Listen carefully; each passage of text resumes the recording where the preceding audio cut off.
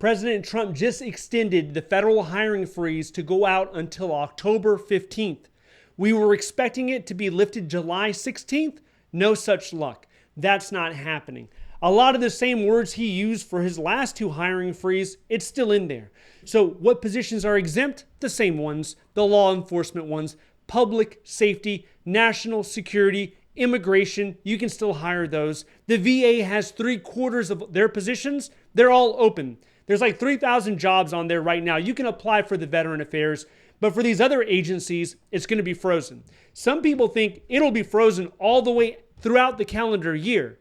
So we won't see a complete lift until maybe 2026. But officially, the date right now is October 15th. We're going to have to wait and see.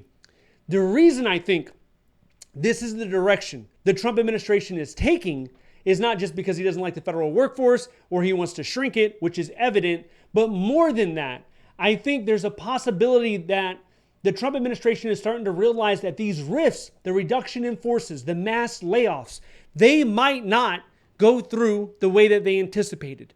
We just heard from the VA today saying they're not going to do a RIF. Maybe we'll see more agencies come out and say we're not going to do a RIF.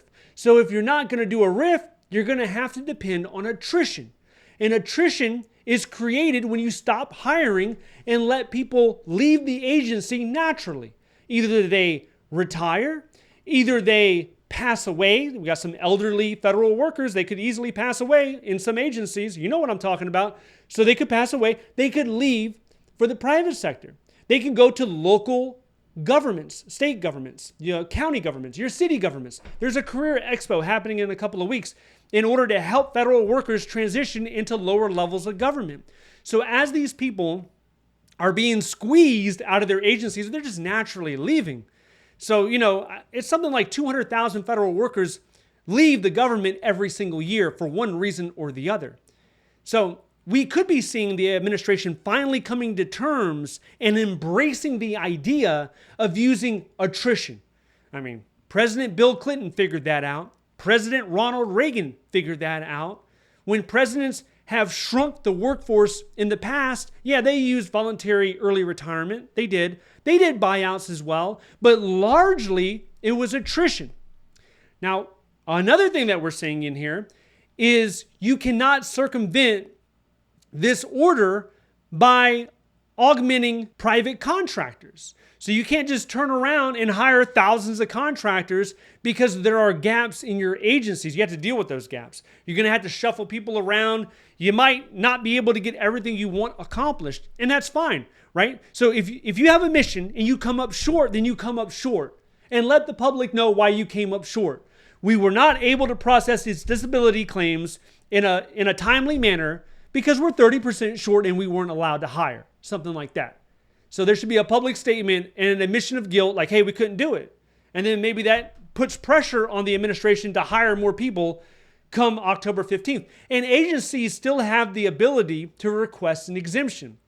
Just because you're in a public safety position, or let's say you're applying for a federal government job, even if there's an exemption, the paperwork has to go through. So some people think it's easy peasy and they can just apply and get hired without any problems. But oftentimes, even though the job announcement's on usajobs.gov, there is still an exemption paperwork process that has to go through. So what this means is we're going to continue to see the government shrink month by month. At the end of the year, it could be 1.7, 1.6, even 1.5 million. And also what's happening at the same time is the seeds of resentment are being planted deeper. So every Democratic congressional representative, everybody who is trying to win a seat in Congress, they're going to be using this. What is happening right now with the federal workforce? This is ammunition, political ammunition. You're going to be hearing it not just this year, you're going to be hearing it next year as we get closer to the midterms. And what could potentially happen, which wouldn't be a huge surprise, is the House could flip. So I know a lot of people are unhappy with this news. There are still some positions out there. Like I said, I think just earlier this morning, I saw 6,000 open to the public positions. If the federal government is something that you're looking after, probably not the right time, probably not the right year, but there are still opportunities. Stay updated by signing up to the free newsletter down below. Thank you so much for watching. I'll see you in the next one.